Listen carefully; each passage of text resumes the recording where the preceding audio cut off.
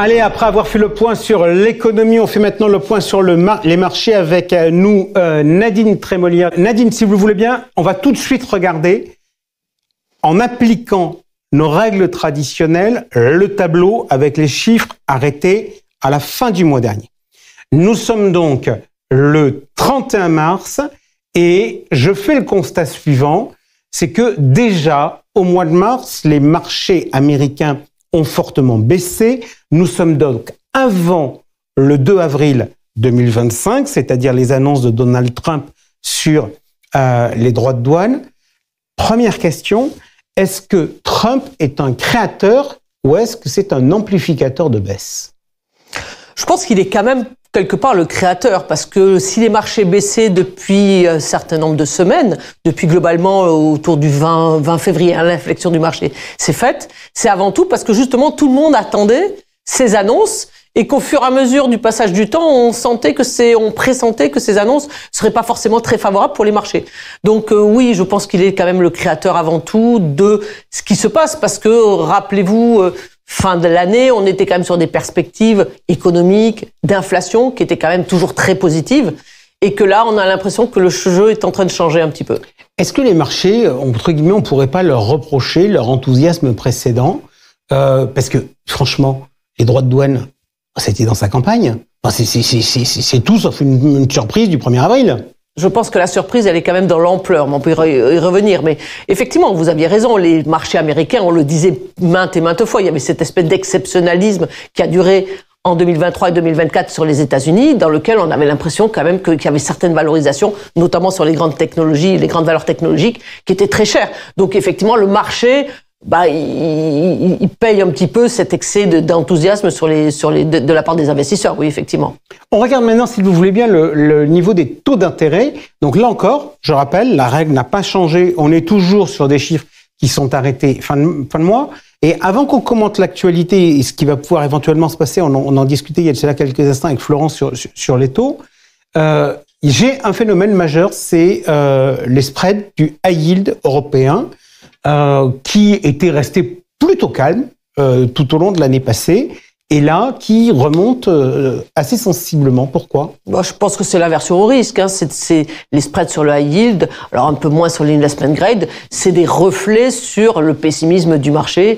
Et effectivement, ça réagit extrêmement aux actualités que l'on peut voir sur les marchés actions. Donc il y a cette corrélation positive entre l'augmentation des spreads de crédit et de notre côté, la baisse des marchés actions. Donc pour moi, un phénomène tout à fait normal. Aujourd'hui, vous voyez les choses évoluer comment sur les taux d'intérêt? Il y a la Banque Centrale Européenne qui va, Florent nous expliquer tout à l'heure qu'il pensait que la BCE allait baisser ses taux.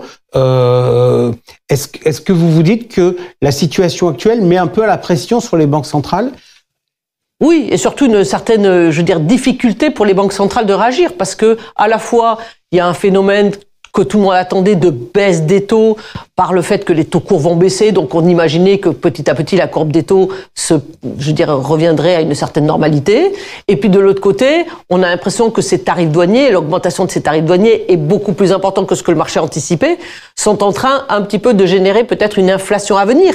Et donc, cette inflation à venir, peut-être, pourrait effectivement affecter les taux longs, et plutôt affecter aussi la possibilité des banques centrales de baisser leurs taux plus que ce qu'on imaginait il y a quelques semaines. Est-ce qu'on pourrait envisager une situation, entre guillemets, assez favorable pour les marchés, où les taux longs resteraient élevés à cause de l'inflation, mais où finalement, dans leur mandat, les banques centrales finiraient par préférer la croissance à l'inflation et pourraient être amenées à baisser les taux? On a toujours dit qu'il y avait une sorte de protection de Wall Street, que quand Wall Street baissait, la Banque centrale réagissait. Pour l'instant, Jérôme Powell n'a pas réagi. Il a même plutôt dit « Moi, j'entends pas ce que me dit Donald ». Vous, comment vous le prenez en compte, entre guillemets, dans la construction de portefeuille?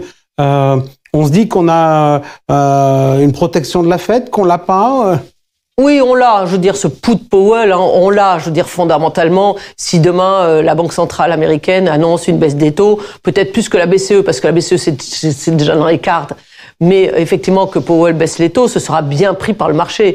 Mais quelle va être sa marge de manœuvre? Encore une fois, tout le monde considère que les économistes commencent à écrire en disant, peut-être que si ces tarifs douaniers sont appliqués à la lettre, ça pourrait entraîner 1% de hausse du l'indice PCE que regarde quand même la Banque centrale.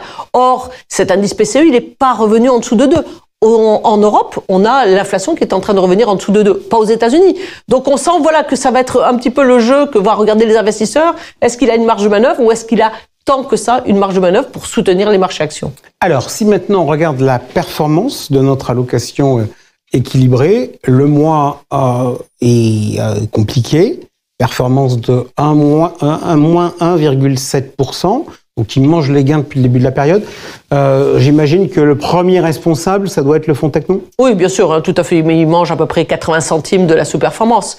Et puis peut-être qu'il y a un événement aussi, que la première fois, on a d'autres poches fonds datés qui, légèrement, entre guillemets, ne contribuent plus positivement. Jusqu'à maintenant, quand on avait comme ça un marché action un peu difficile, ils contribuaient positivement. Encore une fois, les baisses sont minimes, mais on a un peu toutes les lignes qui sont en rouge en ce moment. Ça amène quoi comme conclusion? Parce que c'est vrai qu'on a pris l'habitude, en termes d'allocation d'actifs sur le marché obligataire, d'être peu présent sur le souverain, mais d'aller plutôt chercher du high yield ou du corporate. Tout à l'heure, je posais la question sur le high yield, mais le corporate, c'est également un tout petit peu tendu. Ça vous inquiète? Parce que derrière tout ça, il y a quand même le sujet de la récession. Il y a le fait de se dire, est-ce qu'il va y avoir une augmentation des défauts? Donc, vous aujourd'hui, est-ce qu'à votre avis, il faut changer de cap ou finalement, vu les niveaux de rémunération qu'on a, on se dit que, notamment sur ces fonds obligataires datés, ça vaut le coup d'y rester? La stratégie qu'on a prise et que je continue à assumer, c'est qu'on a pris du fonds daté court terme. C'est-à-dire qu'on a des échéances 2027. Alors 2027, ça rapporte plus grand-chose, mais plutôt on a choisi des fonds 2028-2029. Pour l'instant, on s'interdit d'aller sur du 2030, du 2031 à cause de cette sensibilité crédit qui, à notre sens, est trop forte et qui ne serait pas forcément compensée par la baisse des taux longs. Donc on continue à garder, et on va dire pour un nouvel investisseur, les taux de rendement sont d'autant plus attractifs qu'effectivement, on a eu cet élargissement des taux crédit, un peu compensé par la baisse des taux longs. Je veux dire, donc, quelque part, une partie de la baisse, elle est assumée par cette partie-là. Voilà, mais on y reste, on continue à bien aimer ce rendement embarqué sur les fonds crédit. Une dernière petite question, si je reviens sur notre allocation d'actifs. Le mois dernier, on a fait un arbitrage. On a quitté des grandes actions internationales avec plutôt un biais croissance pour revenir sur les actions européennes.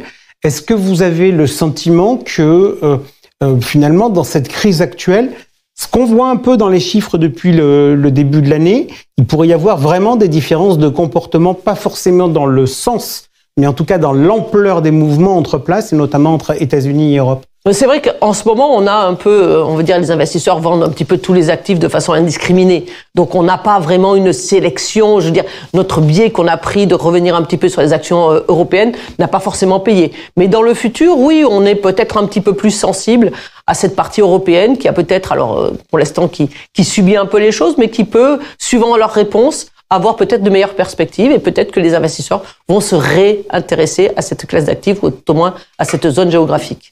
Merci beaucoup Nadine Trémolière. Voilà, on ferme notre dossier réaction à ce qui s'est passé avec Donald Trump et tout de suite on retrouve Georges Delataille pour le journal décalé.